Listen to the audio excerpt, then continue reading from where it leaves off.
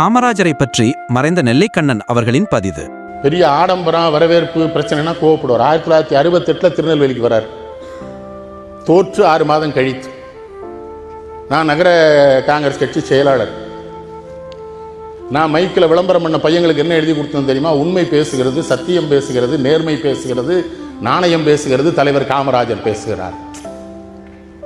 இவர் வந்து இறங்கின உடனே அவரே கட்டின அரசினர் விடுதி தங்குறாரு. முதல் கேள்வி கேட்கிறார் மாவட்ட தலைவர்கிட்ட, யார் ஊருக்குள்ள கூட்டம் போட்டதுன்னு நினைக்கிறார். ஆத்து மண்ணில் தானே போடணும், நீ ஊருக்குள்ள போட்டா மக்களுக்கு இடைஞ்சலா இருக்கும்லான்னு. ஆத்துல போட்டா தானே கேட்கிறவன் மட்டும் வருமா, மக்களுக்கு துன்பம் இருக்காது. யாரு போட்டது அப்படி மாவட்ட தலைவர் சும்மா இருக்கணும்ல. இந்த பையன் தான்ட்டார் நம்ம, நான் வெளியே ஓட்டு ஏதாவது பிரச்சனை ஆயிரும். முதல் நாள் இரவு அவருடைய 67வது பிறந்த நாள் அன்றைக்கு நாங்கள் ஒரு பெரிய கொடி கம்பம் போட்டிருந்தோம். அதில் சீரியல் பல்பெல்லாம் கட்டியிருந்தோம். இவர் வராருன்னு அது அருந்து விழுந்துருச்சு. மேலே போய் யார் கட்டுறது? 67 அடி உயரத்தில் முருகன் ஒரு பையன் என்ன பண்ணாரு, வாயில் அந்த உயர கவி மலமலன்னு மேலே ஏறிட்டார். மேலே ஒரு குறுக்கு கம்பி கொடுத்துருந்தோம். ஏறி அந்த கட்டிட்டு கீழே வந்தாரு. இந்த வந்தே மாதரம்ங்கிற கோஷத்துக்கு உண்டான அந்த மரியாதை ஒரு 300 பேர் சத்தம் போட்டோம். இறங்கினான். விவரம் இல்லாமல் அவனை கொண்டு இவர்கிட்ட விட்டு, ஏன்னா மேலே ஏறி கட்டியிருக்கான்ல, அவனுக்கு ஒரு பொண்ணா ஒரு கதராடை பொறுத்தோம்னு இவர்கிட்ட கொடுத்தோம். ஒரு அடி அவனுக்கு விட்டாரு. முதல்ல மலார்னு விழுந்து நாங்கள் ஒரு வேலும் இல்லை, ஓடிட்டோம் எல்லாரும். ஏன்னா அவனுக்கே அடி விழுது. கேட்டாரு, உனக்கு அறிவு இருக்கான்னு? 67 பேர் கம்பத்தில் உனக்கு எவன் ஏற சொன்னான்னு? நீ செத்து போனா அவங்க அப்பனு ஆத்தாளுக்கு யாரடா பதில் சொல்றது? காமராஜ் வந்தான், அவனுக்காக ஒரு பிள்ளை செத்து போனான்னு சொல்லுவானடா.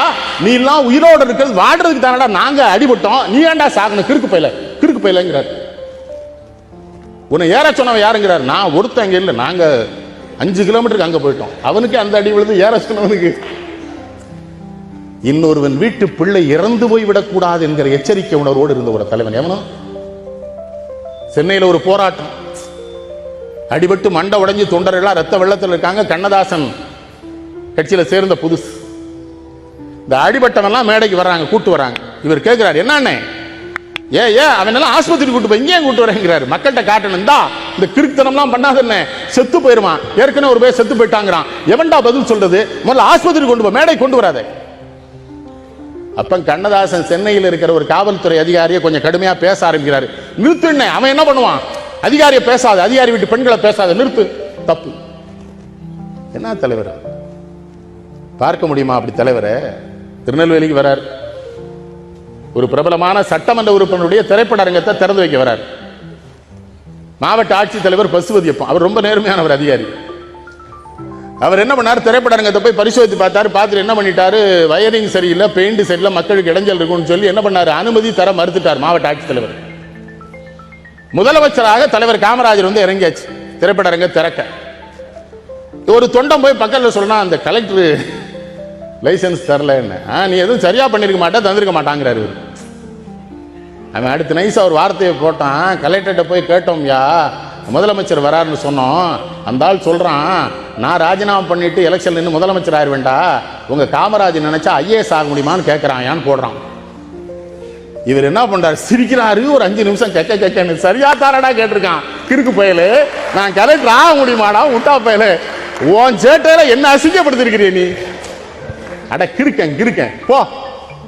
அவரை MLA கூட்டா, நான் வர்றேன் திறந்து வைக்கிறேன்னு. அவன் லைசன்ஸ் வந்த அப்புறம் நீ தியேட்டர் ஓட்டிக்க திறந்து வச்சுட்டார்.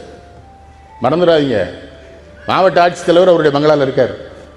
எதிர்பார்க்கல அவர். மறுநாள் காலையில் முதலமைச்சர் கார் அங்கே போய் நிற்கி மாவட்ட ஆட்சித்தலைவர் வீட்டில்.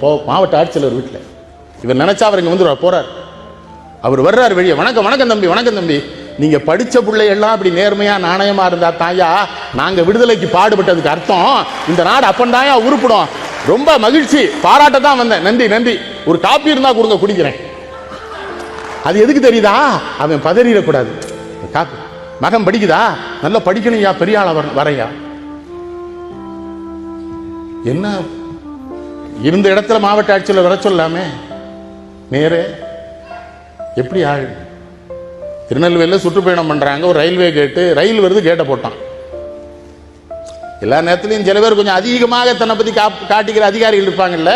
ஒரு காவல்துறை அதிகாரி அவசரமா ஓடிப்போய் அந்த கேட்டை தரங்கிறாரு. இவர் பார்த்துட்டார், இந்த அவனை கூப்பிடுங்கிறாரு. பக்கத்தில் போயிட்டான். என்ன கேட்டை திறக்க சொல்லியா? ஆமா. ரயில் அடிபட்டு நான் சாகணும்னு நினைக்கிறியா? இல்லை, உனக்கு என்ன நோக்கம்னு எனக்கு புரியல. ஆமா, அப்படியே யாருண்ணா இந்தா ரயில் போகிற பொழுது மக்கள் யாரும் அதில் மாட்டிக்கூடா, காடு தம்ப கூட, அதுக்கு தானே அதை கேட்டு போட்டிருக்கு, அதுக்கு தானே அவனை வேலைக்கு வச்சிருக்கு. அவனை போய் திறங்கிறிய எஸ்பி போய் ஐயாண்ணா இவனை வேற எதுக்காக அது மாற்றின ஊரை கெடுத்து போடுவான்ட்டாரு. இவன் ஊருக்குள்ளே வச்சிருக்கிறாதான் இங்கே இவன் தப்பு பண்ணிவிடுவான். பார்க்குறாரு பாருங்க, கேட்டு திறந்து இல்லை, கார் கடந்து போகுது, போக விடலை, கார் நிறுத்தினார், இறங்கினார்.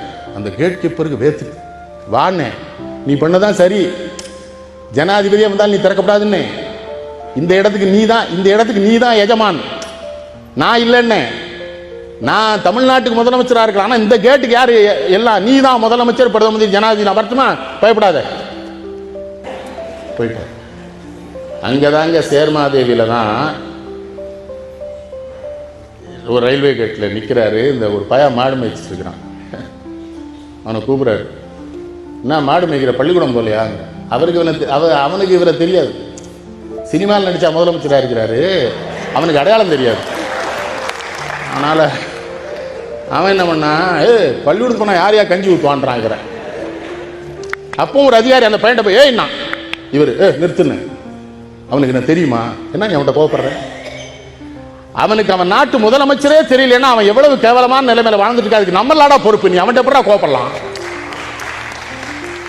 கேட்டாரு, கஞ்சி ஊத்துனா பள்ளிக்கூடம் போவியா? அவன் ஏறாருங்க பார்த்தான், அவரை கஞ்சி நீங்க ஊத்துறீங்க போயான்ட்டான். அவனுக்கு தெரியாது, சிரிக்கிறாரு. நேர சென்னைக்கு வந்த உடனே NT சுந்தரவடிவேலுவை கூப்பிட்டு, இந்தாப்பா சோறு இல்லாம பல பிள்ளைகள் பள்ளிக்கூடத்துக்கு போகாம இருக்கிறான், ஒரு நேரம் சோறு போட்டு அவனை பள்ளிக்கூடத்துக்கு வர வைக்கணும், ஏழை விட்டு பிள்ளைய, அதுக்கு ஏதாவது திட்டம் கூடங்கிறார். ஏழைகளுக்கு மதிய உணவு திட்டத்தை நிறைவேற்றுவதில் காமராஜர் மிகவும் தீவிரமாக இருந்தார். எப்படி செயல்படுத்துவது என்பது பற்றி பல கட்ட விவாதங்களுக்கு பிறகு 1956ஆம் ஆண்டு தமிழ்நாட்டில் ஜூலை 17ஆம் தேதி திருநெல்வேலி மாவட்டம் எட்டயபுரத்தில் மதிய உணவு திட்டத்தை தொடங்கினார். குழந்தைகளுக்கு உணவளிப்பது ஒரு தனிப்பட்ட சமூக பொறுப்பு என்றும் காமராஜர் குறிப்பிட்டார்.